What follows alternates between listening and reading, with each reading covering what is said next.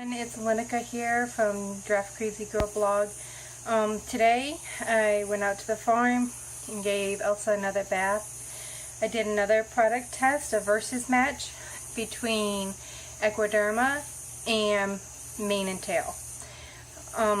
Quick shout out to Bethany Padgett. She saw my last review and decided she was going to send out this product for me to test for free, so big thank you to you. Do excuse my sweating. It is 94 here today with a heat index of 104. In my house doesn't have AC. We only have one window unit that's downstairs and it's really hot. Before I get into things, I want to talk about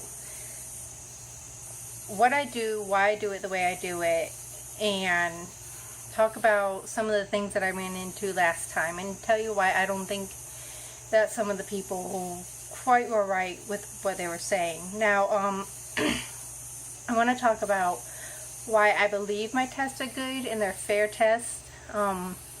When I do these product tests, I decided originally that the best results were going to be from doing one half of the horse in one shampoo and one half in the other at the same time, same day, because things can change over a couple days, over a couple weeks, and I didn't want to wash the entire horse in one shampoo, wash it in the next one a few days later, and there be, the second one might seem to clean better, but it might be because the first one's doing so good. So that's why I do one half of the horse in one shampoo, one half in the other, and I do it at the same day, same time. Now, last time I did a matchup against mainly long and mane and tail, and I do these matchups because I feel like a lot of horse people are ripped off, because I feel like companies know that horse people see their animals more as pets and livestock, and they take advantage of that, and they overcharge for things that are labeled specifically for horses.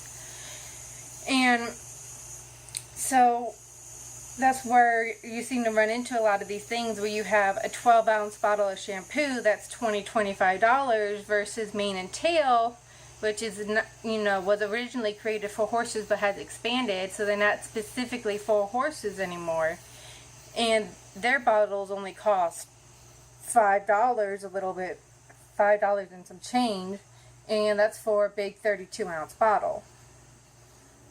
And so when I first started looking up all these different shampoos and stuff that everybody just swore by, I started to realize that a lot of these videos, a lot of these pictures were filthy, mud-covered horses that were bathed and clean. And of course that's going to look outstanding and amazing, but I don't think that's a true show of whether the shampoo is worth the extra money. You can get mud off with a quick hose down or with brushing. So I don't feel like that was a fair representation of if the shampoo was actually doing good, or if all the mud and everything, if it just looked amazing because it got hosed down. So last time with the mainly long, a couple of people didn't like my findings, and one of them being a representative. I think she was actually the one who sent me it. She probably shouldn't be a representative for a product if she can't take any negative type reviews. She was very unprofessional when she realized that my way of doing things was actually kind of, well, I guess scientific. I've been going to school for science majors for forever, so I know how to do a science experiment. And once she figured out that her arguments weren't holding up against the way I did things, she just started attacking me personally. And that's just where I draw the line. I don't care necessarily if you can't take negative criticism, but if you can't take it to the point where you have to start insulting somebody personally, that's where there's an issue. You probably shouldn't be a product representative. One of her big arguments was, well, your horse isn't a white horse. You're right, she's a black horse, so if the shampoo does really good, it's going to make her super shiny. She also has white feathers. Now, the feathers is the long hair at the end of her feet that gets stepped on, dragged through the mud, the dirt, it just takes all the beating, all the abuse on her. That's what gets stained.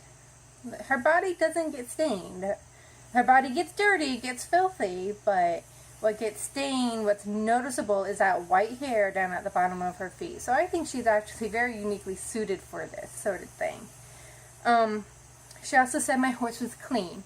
No. Before I do this, I brush them down. And I'm not talking about a 3 or 4 brush step program. I grab the one stiff bristle brush, I flick all the extra hair off, get all that loose dust off, and I brush her mane and tail out. That's all I do.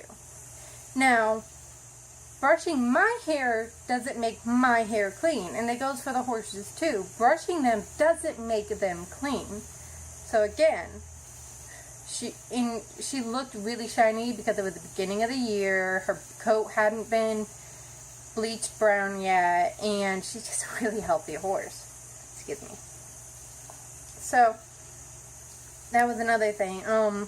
She also mentioned, well, if you use our product more, it would do better than mane and tail.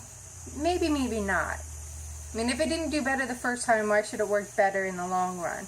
I didn't actually feel any difference even 2 weeks later. So I'm not sure that's true. And also, show season starts early and it's cold in Missouri in the early year. So a lot of these shows that start in the beginning of the year, there's either snow on the ground or there should be snow on the ground. And I don't have a heated barn. My horses are on an old cattle farm with a barn that doesn't have electricity to it. We don't have a heated barn, we don't have heated water, yada yada yada. So I may only get 1 or 2 washes before it's showtime. I need to know what works best in the shortest amount of time that doesn't absolutely ruin their hair and that isn't going to cost me a fortune. I want to know when I'm going to get the most bang for my buck. Another thing she said was, well, you didn't use the polisher I sent you. You're absolutely right. I didn't. Why? Because I didn't have one for mane and tail. Mane and tail does have a polisher. They just don't have it at Walmart.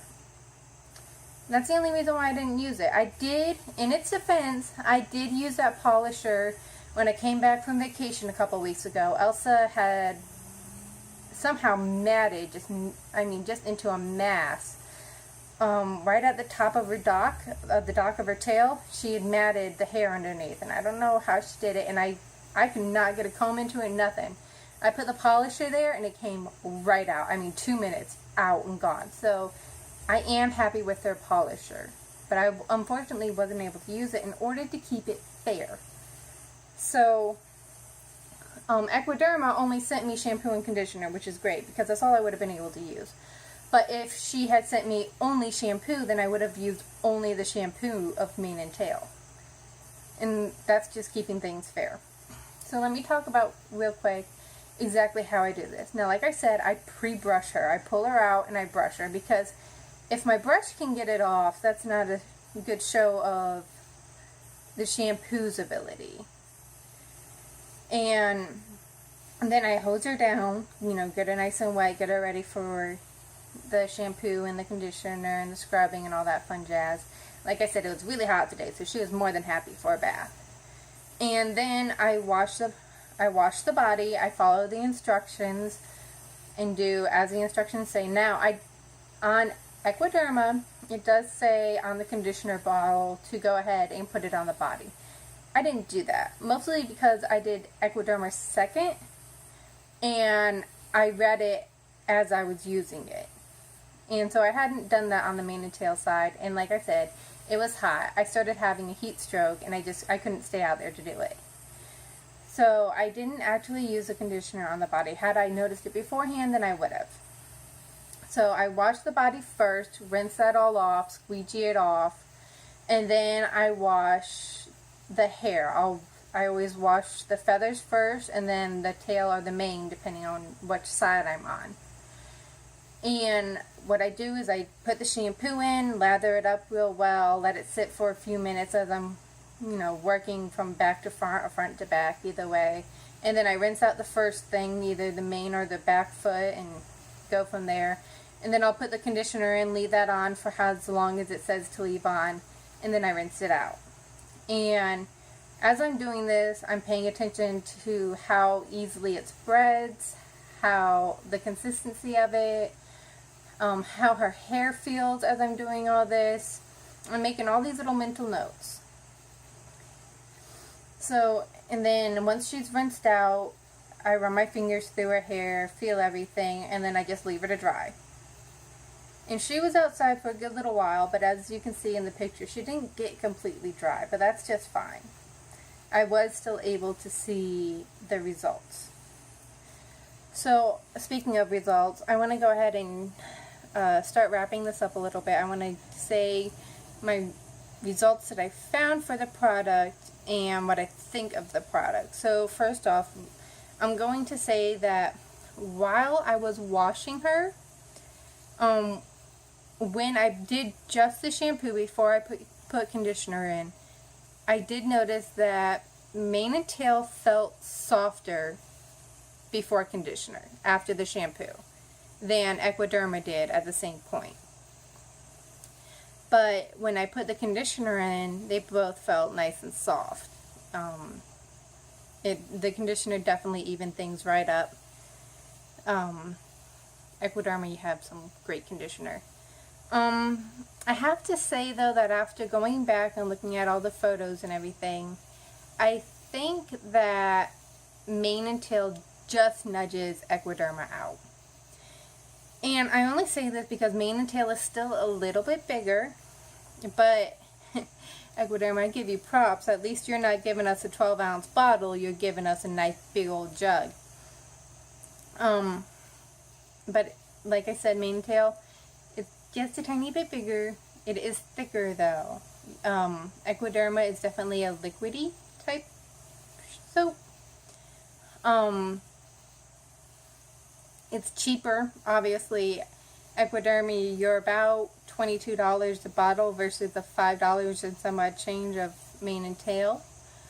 I won't really count that against you. You are specifically a horse shampoo. You did still clean very well, and you are in a big bottle, so, but just the fact that mane and tail is so much cheaper does kind of help nudge it out. I'm not sure about Equiderma, but I'm pretty sure that mane and tail is still a concentrate. You put it in a bucket and water it down, whereas with Equiderma you squirt it right on and wash. So if that's true, then that means you might get more uses out of mane and tail.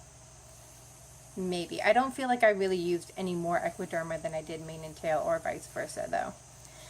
But going back and looking at the photos, I have to say that with mane and tail, the mane and tail side looks a little bit shinier, a little bit more white. So that begs the question, would I recommend Equiderma? My answer is yes. I wish it was a little bit cheaper, I do. But I still think it's a really good product for those people who it's really important to really know like every single ingredient and want to remain as all natural as possible. Equiderma is your go-to guy. I really liked how it spread. I really liked it lathered, but not too much, so it rinsed really easy. It felt really nice. Like, it was a nice product. And I felt like, because it's hot here, it's been raining, it's hot, it's, you know, a lot of grass. Her hair was just feeling really brittle. She's been catching a lot of these spurs in her hair and just matting it all up. And so before her bath, Elsa's hair felt really nasty to the touch. It felt dirty, it was rough, it was brittle. And Equiderma, you know, just made all of that go away. It felt really nice, it was clean afterwards, and I feel like it does a lot of repair.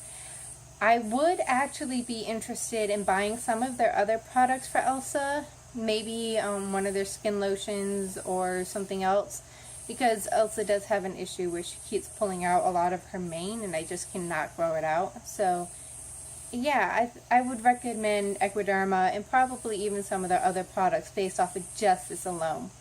But in this matchup, for those few reasons, because it got it just a little bit cleaner and it's still so much more cheap, Mane and Tail does edge out over Equiderma.